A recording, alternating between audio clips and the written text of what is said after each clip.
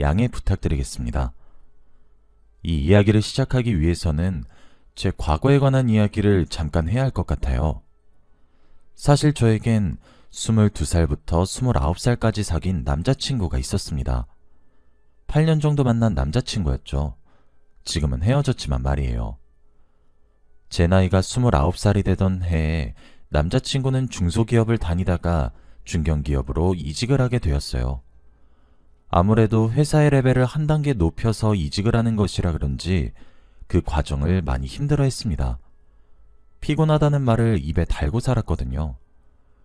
당시 저는 남자친구를 많이 배려하기도 위해 만남도 자제했고 바라는 대로 행동했던 것 같아요. 그러면서도 저희 사랑은 식지 않았다고 생각했었죠. 그게 저 혼자만의 착각인지도 모르고 말이에요. 남자친구는 저보다 2살 많은 사람이었는데 그래서 그런지 제게 결혼 이야기를 종종 했었고 저 또한 결혼을 한다면 남자친구라고 믿었습니다.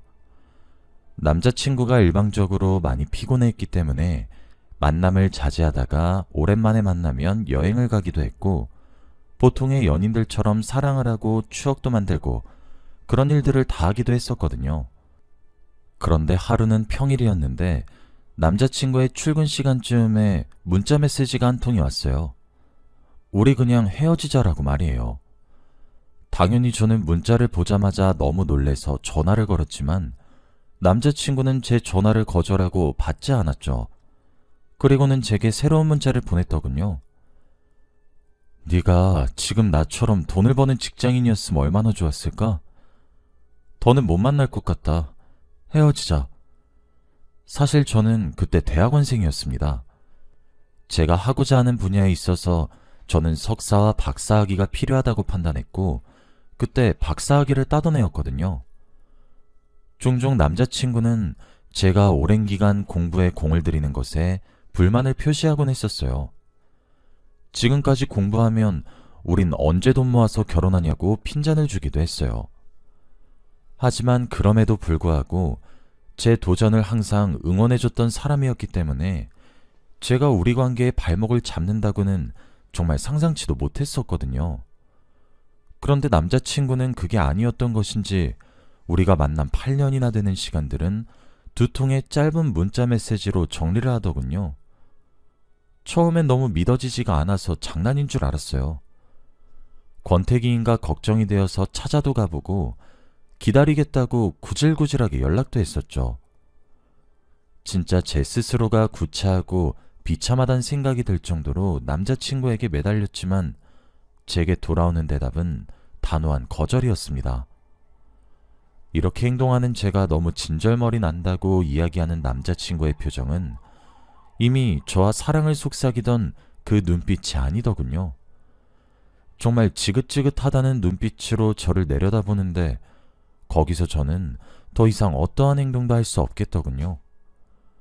8년이란 시간을 연애하면 좋은 점이자 나쁜 점은 겹치는 지인들이 무척이나 많다는 사실입니다. 아무래도 어쩔 수 없는 부분인 것 같아요. 그래서 그런지 저는 더 이상 알고 싶지 않은 그 남자의 소식이었지만 주위에서는 제게 죄다 알려주더군요. 그렇게 알게 된 진실은 제 예상보다 훨씬 더 추악했습니다. 알고 보니 이직한 중견회사에서 어떤 여자와 바람이 났던 거였어요. 제게 피곤하다고 핑계를 대며 만나지 않았던 시간 동안 저와 헤어지지도 않고 사내 연애를 시작한 거였고 저를 뒷전으로 제쳐두고 새롭게 만난 그 여자와 데이트를 한다고 바빴던 거였고 그래서 피곤했던 거였죠.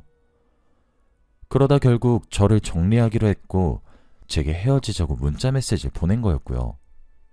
종종 제게 사내 연애를 해보는 것이 로망이라고 말하던 사람이었는데 저랑 사귀면서 본인의 로망을 실현시킬 줄이야. 저는 정말 꿈에도 몰랐습니다. 전화를 걸어 쌍욕이라도 가득 퍼부을까, 찾아가서 뺨이라도 한 대 내려칠까, 수없이 많은 고민을 하던 도중 문득 거울에 비친 제가 너무 비참하게 느껴지더라고요.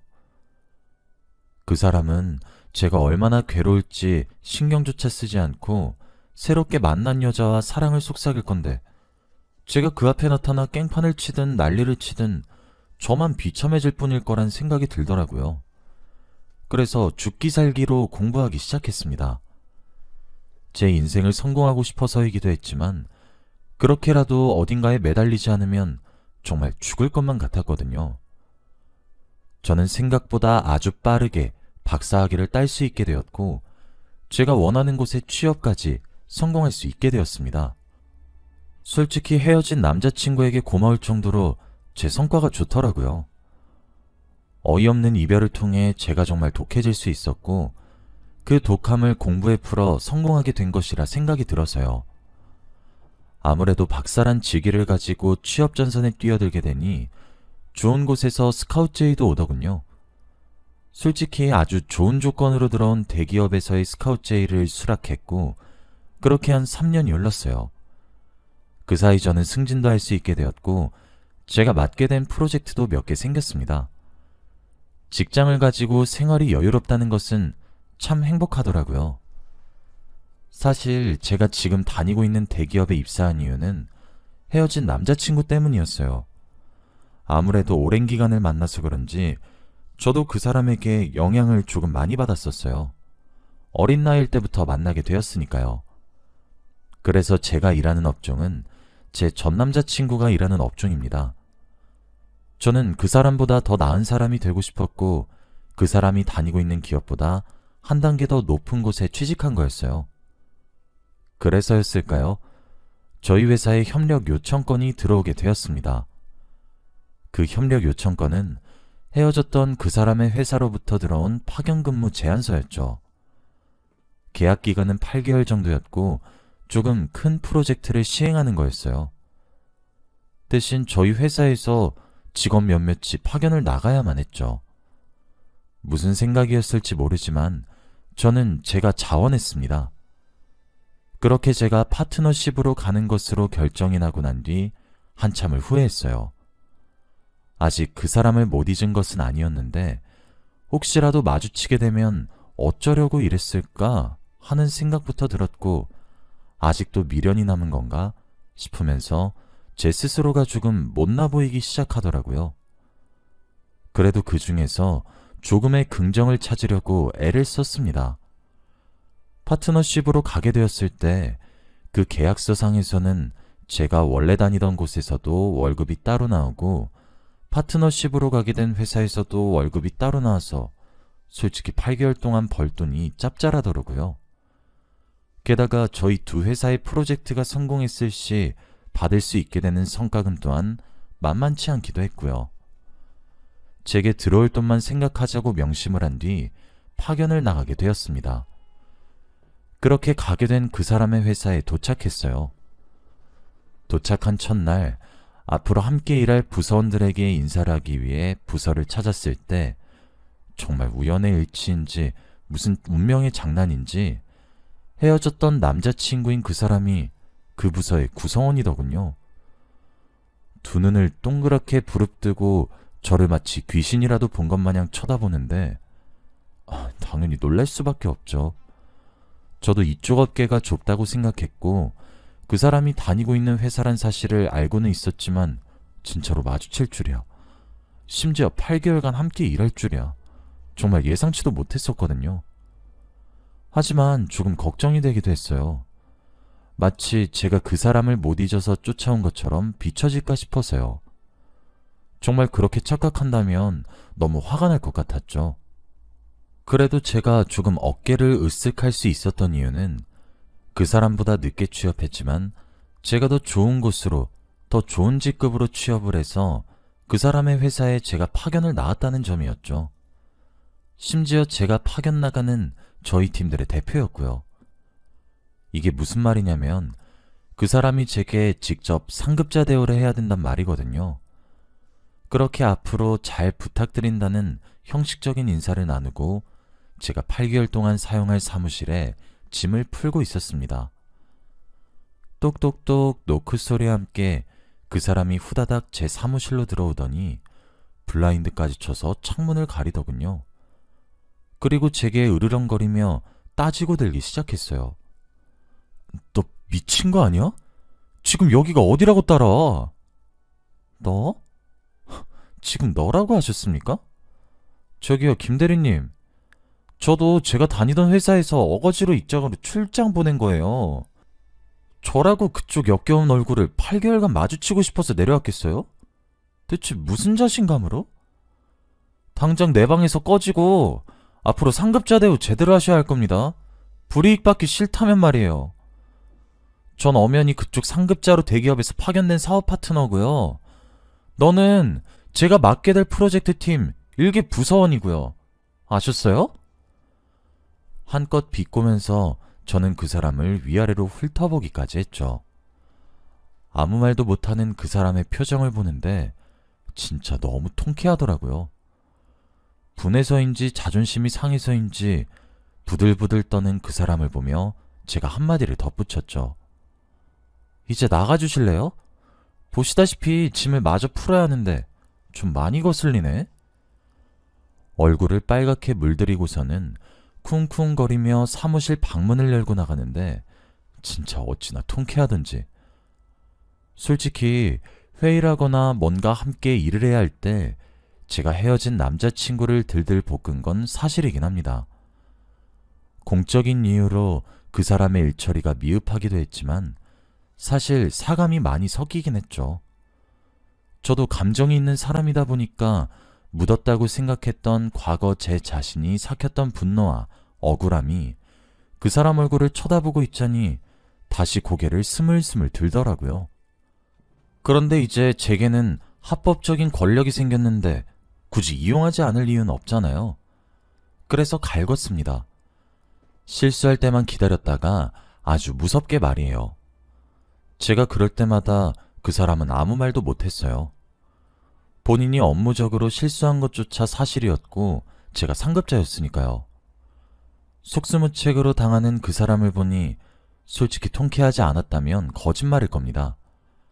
물론 그러기 이전에 제가 맡은 업무에서는 프로페셔널함을 뽐내야만 했죠. 제가 잘해야 남들에게 소리칠 수 있었으니까요. 그런데 사실 제가 파견을 가 있는 부서에서는 전 남자친구인 민수 씨와 민수 씨가 저와 만나면서 사내연애로 바람을 피웠던 여자도 같은 부서원이었습니다. 이미 두 사람은 공공연연하게 알려져 있는 사내 커플이었고 알콩달콩 잘 지내더라고요. 사실 그때도 전 남자친구에게 마음이 남아있던 것도 아닌데 두 사람의 모습이 안이 꽂고 짜증이 많이 나더군요. 저는 8년의 연애에 커다란 뒤통수를 맞았고 뼈아픈 배신을 겪어서 트라우마까지 생겼었거든요. 정신과를 다니면서 우울증 치료제를 처방받아 복용하기 시작했고 불면증도 겪고 있었어요. 그런데 한 여자를 정신적으로 그렇게 내몰리게 해놓고 알콩달콩 잘 살고 있다는 사실이 솔직히 불만스러웠습니다. 그 여자가 제 존재를 알든 모르든 떠나서 말이에요. 그래서 좀 더 제가 상급자 위치에서 할 수 있는 갑질을 많이 했던 것 같아요. 게다가 두 사람은 이미 제가 오기 직전쯤에 결혼을 해서 신혼부부인 상태였고 결혼식까지 올렸더라고요. 심지어 둘이서 사고를 쳐서 여자친구 뱃속에는 아이까지 생긴 직후였습니다. 한창 달달하게 꿀이 뚝뚝 떨어지는 꼴을 눈앞에서 보고 있으니 제가 얼마나 불쾌했겠어요. 솔직히 제 눈에 피눈물을 흘리게 한 장본인이 제 생각보다 훨씬 더 행복하게 잘 살고 있는 모습을 보게 되니까 5만 가지의 감정이 저를 감싸더라고요. 상대적인 박탈감도 들었고 회의감도 들었고 무력하다는 생각과 치졸한 제 자신이 부끄럽기도 했죠. 그리고 신이 너무 미웠어요. 항상 신은 공평하다고 하는데 왜 나에게만 불리하게 작용하는 것인가 너무 억울했어요. 난 아직도 트라우마 때문에 종종 병원을 찾아야 하고 그 뒤로 남자가 다가오면 경계심부터 드는데 피해자인 나는 이렇게 힘들게 하고 가해자인 전 남자친구는 행복하게 살게 하고 진짜 해도 해도 너무한다고 억울하다고 원망도 정말 많이 했습니다. 그래서 얼른 8개월이 지나갔으면 좋겠다는 생각만 하고 있었죠. 그러던 어느 날이었습니다. 제가 그곳에 간 지 한 5개월 정도 되었을 때였어요. 한 중년 여성 한 분께서 저희 부서를 찾아왔더군요. 조금 통통한 체구를 가지고 계셨죠. 마침 점심시간이었고 그날따라 저는 속이 너무 안 좋아서 사무실에서 혼자 커피나 한 잔 마시면서 쉬고 있었습니다. 저를 찾아온 중년 여자는 제게 질문을 하셨습니다. 혹시 김희진 씨이신가요? 김희진 씨는 저와 헤어졌던 남자와 바람이 났던, 그래서 지금 현재 그 사람의 아내인 그 여자였어요. 아니요? 누구신가요? 여기 이렇게 함부로 들어오시면 안 돼요. 그게 제가 김희진 씨께 긴히 볼 일이 있어서요. 혹시 어디에 계신지 아시나요? 그게 지금 저희가 점심시간이라서 부서원들이 점심 먹으러 갔거든요. 곧 돌아올 것 같긴 한데 무슨 일이신가요? 그게 중년 여성분께서 말을 이으려고 하던 바로 그때 저희 부서원들이 우르르 돌아왔어요. 마침 저기 사람들이 오네요. 희진 씨, 이분 아세요? 제 말이 끝남과 동시에 제 옆에 있었던 중년 여성분의 고개는 희진 씨를 향해 휙 돌아갔고 그 여성분과 눈을 마주친 희진 씨는 사색이 되었어요. 그리고 분명 제 곁에 서 있으셨던 여성분께서는 정말 빨간 천을 보며 돌진하는 소처럼 희진 씨에게 그대로 돌진하듯 달려갔고 희진 씨의 머리채부터 양손에 휘감고 미친 듯이 쌍욕을 하면서 이리저리 흔들기 시작하더라고요. 그런데 제가 앞서 말씀드렸다시피 희진 씨는 아이를 가진 상태였거든요. 게다가 아주머니가 통통해서 그런지 힘이 진짜 세시더라고요. 당연히 임산부인 희진 씨를 보호하기 위해 저 포함해서 모든 부서원들이 그 여성분에게 달려들어 이러지 마시라며 뜯어 말렸는데 어찌나 힘이 세신지 몇 명이 달라붙어도 좀처럼 떨어지지 않으셨죠. 그러다 제 전 남자친구도 헐레벌떡 달려오게 되었고 본인의 아내인 희진 씨를 보호하기 시작했고 그렇게 겨우겨우 두 사람이 떨어지게 되었습니다. 당연히 전 남자친구가 화를 벌컥 내며 누구냐고 따져묻기 시작했어요. 그랬는데 오히려 중년 여성의 반응이 이상한 겁니다. 아이고, 네가 저 불려시 같은 년의 남편이냐? 넌 아직도 제가 어떤 년인지 몰라? 하시면서 발칵 화를 내더니 바닥에 주저앉아 통곡을 하시는데 그 내용이 진짜 너무 쇼킹한 거예요. 중년 여성분의 정체는 사실 인사과 부장님의 아내분이셨습니다. 아내분께서는 부장님이 외도라고 있다는 의심을 가지게 되었고 증거를 잡기로 결심을 하셨었대요. 그렇게 미행을 하게 되었다고 합니다. 그런데 부장님이 만나는 여자가 자꾸 어디선가 봤다는 생각이 그렇게 들더래요. 그렇게 외도 상대를 찾아내려 애쓰고 있었는데 그 상대가 희진 씨였다는 사실을 알게 된 것이었죠. 외도 상대를 알게 되자 부장님의 불륜 증거를 모으는 것에 더 속도가 붙었어요. 그 자리에서 봉투를 하나 꺼내어서 안에 있는 것을 사무실에 뿌리는데 사진들이더라고요. 주워서 보고 있으니 부장님과 희진 씨가 함께 숙박업소에 들어가는 사진, 다정하게 있는 사진, 레스토랑에서 함께 와인을 먹는 사진 등등 기가 찰 정도로 많았어요. 그러니까 죽이네 살리네 하면서 그 난리가 난 거였죠. 알고 보니 두 사람의 내연관계는 전 남자친구와 만나기 전부터 이어진 오래된 관계였고 심지어 그 인사과 부장님은 두 사람의 결혼식에 참석해 신부 바로 옆자리에서 사진도 찍으셨다고 하더군요. 와, 진짜 그 중년 여성의 입에서 나오는 한마디 한마디가 어쩜 그렇게 입이 떡 벌어지는 이야기밖에 없던지. 그렇게 한참의 시간 동안 진실을 폭로했는데 아무도 말릴 생각을 못했어요. 당사자들도 그 상황을 지켜보던 우리들도 얼이 빠져서 말이에요. 그렇게 몇 분이 흘렀을까? 인사과 부장님이 헐레벌떡 달려와서 자신의 아내를 끌고 나가버렸죠. 그러면 뭐 끝이 어디 나나요? 이미 엎어질 물은 다 엎어지고 말았는데 당연히 저희 부서 팀 분위기는 암울해졌어요. 결국 전 남자친구였던 민수 씨와 그 아내인 희진 씨 두 사람은 심할서를 써야 했습니다. 사실 회사 측에서 두 사람의 퇴출을 원했는데 제가 중간에서 막아주기도 했어요. 두 사람을 대체할 인력이 없으니 프로젝트까지는 끝내고 퇴출을 시키든 말든 하라고 하면서요. 당연히 좋은 뜻으로 막아준 것은 전혀 아니었고요. 두 사람의 관계가 어떻게 파국을 치닫게 되는지 가까이에서 지켜보고 싶었거든요. 그렇게 자멸하는 모습을 보고 있자니 드디어 벌을 받는구나 싶어서 곁에서 지켜보는 것을 포기하지 못하겠더라고요. 당연히 저희 부서 분위기는 우중충해졌지만 제가 중간에서 다른 부서원들을 잘 다독이며 프로젝트 진행을 계속 진행했습니다. 전 남자친구와 희진 씨가 실수하면 저는 불같이 갈구기도 했고요. 솔직히 저는 누군가를 살아오면서 괴롭힌 적이 단 한 번도 없었는데 말이에요. 여자가 한을 품으면 온유월에 서리가 내린다더니 저도 제가 그렇게 무서울 줄은 정말 몰랐어요. 그렇게 남은 3개월 동안 민수 씨에게 벌어진 불행을 바로 곁에서 관찰하니 솔직히 너무 통쾌하더라고요.